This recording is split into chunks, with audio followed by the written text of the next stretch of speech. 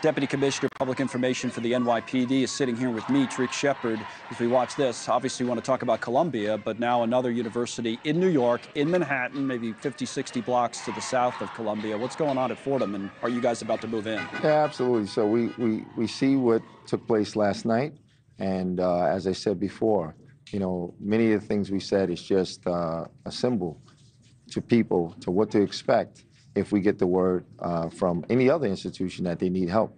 We will do that. We will do it swiftly. You have that word from Fordham yet? Have they told you to come in? Or? We don't have it yet, but we are in dialogue with and in contact with officials from Fordham.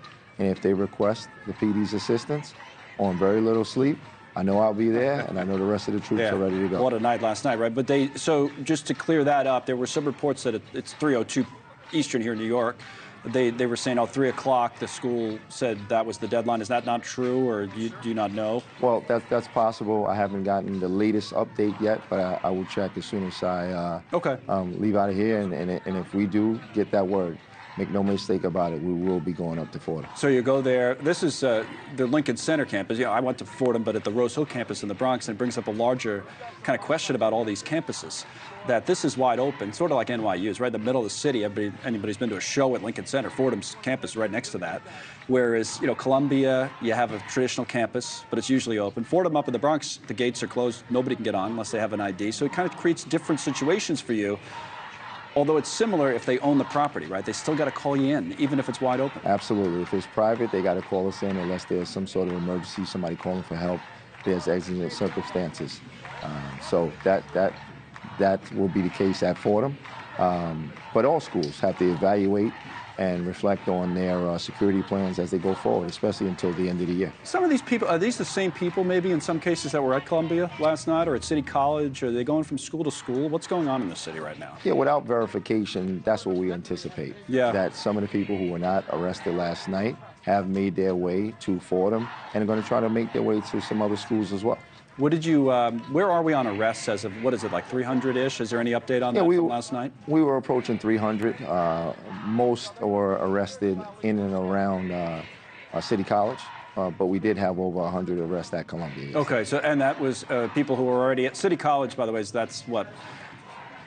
North of Columbia, 138th, 139th Street, something like that. Yeah, right off Compton Avenue, right off Amsterdam. Columbia's 116, so people were kind of migrating up there. That's the thing, hopping from school to school. Right. So, but City College had to call you guys in too. Yeah. Well, no matter who the partner is that we have to deal with, we would prefer that the administration wants us to be there. Yeah. Especially when we're not dealing with something where there's not an emergency, somebody's not being hurt.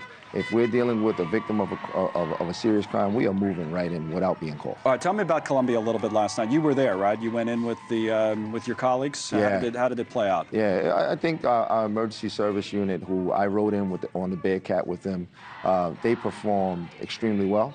As well as our other units, like our strategic response group, our community response teams. We used our best that we had available to enter that building because we didn't know what to expect. Yeah. And one of the things that we didn't realize was how fortified some of those doors would be. And this is just one small example. So you brought this lock with you. We'll zoom in. Duff will show it on the camera here. This is a bike lock. Yeah. Right? Oh, see how that's heavy a pretty heavy bike lock, right? Yeah. But that is pretty heavy. Yeah. It's pretty heavy. So Absolutely. this was on all the doors. Yeah. This is the lock I'm holding in my hands here. So this is the lock that was on Hamilton Hall. This is how the students were locking themselves in.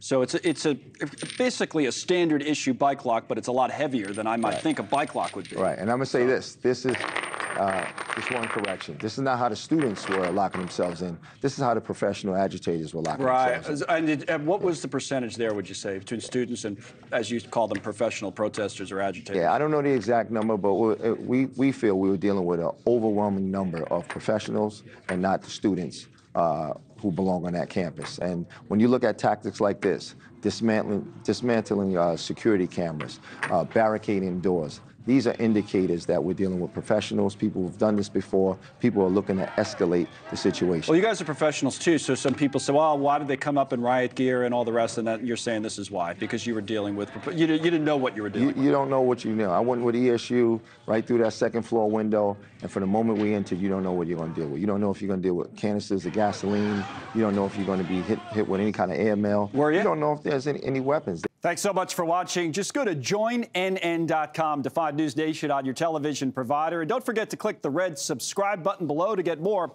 of News Nation's fact-driven, unbiased coverage.